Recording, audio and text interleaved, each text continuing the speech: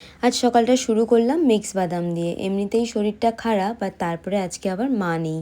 মা সেই ভোর 5টায় উঠে চলে গেছে দিদির বাড়ি। স্নান করে ফ্রেশ হয়ে বেরিয়ে পিম্পলটায় একটা পিম্পল প্যাচ লাগালাম, নাহলে বারবার আমার নিজেরই নখ দিয়ে খুঁটে ফেলছিলাম। আগের দিন রাতে শাড়িগুলো সব আমি ভিজিয়ে রেখেছিলাম, এসে আর কাচার আমার এনার্জি ছিল না, তাই আজকে সকালেই স্নান করার সময় সব কেচে দিলাম। যতই শরীর খারাপ হোক, এগুলো ভিজিয়ে রেখেছি, কাচতে তো হবেই আমাকে। যাই হোক, ওইসব করে চলে এসেছিলাম ব্রেকফাস্ট বানাতে। এখানে আমি আজকে একটু বেশি করেই 4টে রুটি বাটার দিয়ে লাগাবো, কারণ আমি জানি আমার আজকে দুপুরবেলা ভাত খেতে ইচ্ছা করবে না অ্যাজ ইউজুয়াল প্রতিবারের মতো। তাই আমি আজকে 4টে রুটি বাটার দিয়ে লাগিয়ে নিয়েছিলাম। এমনিতে ব্রেকফাস্টে আমি 2টোর বেশি খাই না। তারপরে পুরো 1 কাপ গরম গরম কফি খেয়ে বেশ আরাম লাগছিল। তারপরে একটু শুয়েই ছিলাম। তারপরে শুয়ে শুয়ে যখন আবার কোমরে ব্যথা হয়ে গেছে, তখন উঠে বসলাম একটু বই পড়তে। আর ওই যে বলেছিলাম দুপুরে আমার ভাত খেতে ভালো লাগে না, তাই লাঞ্চটা তো স্কিপ করেই গেছিলাম। হঠাৎ করে মনে হলো একটু দই খাই, ফ্রিজে দই ছিল। সেটা শেষ করে বিকেলে ভাবলাম একটু হাঁটতে বেরোবো, বাট বাইরে বেরিয়ে দেখি তখন বৃষ্টি পড়ছে। তখন বাজে প্রায় ওই 4টে সাড়ে 4টে।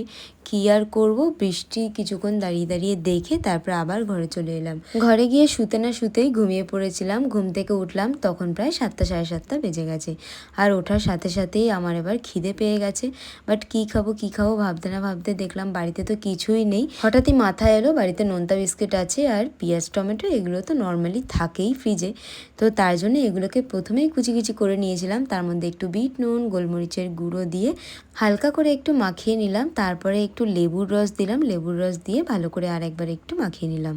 এইবারে সসটা তৈরি করব। তোমরা ডিরেক্ট সসও ইউজ করতে পারো, বাট আমি যেহেতু একটু স্পাইসি ছাড়া খেতে আমার কিছু ভালো লাগে না, তাই আমি টমেটো সসের মধ্যে একটু শেজওয়ান সস অ্যাড করে নিয়েছিলাম।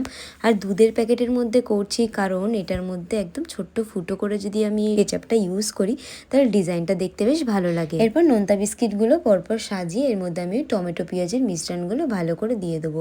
অল্প করে মাপ মতো করে দেবো, যাতে বেশি দিলে বাইরে না বেরিয়ে যায়। সব কটাই দিয়ে দেওয়ার পর এবার এর ওপর দিয়ে কেচাপটা হালকা করে দিয়ে একটু ডিজাইন করে নিচ্ছি।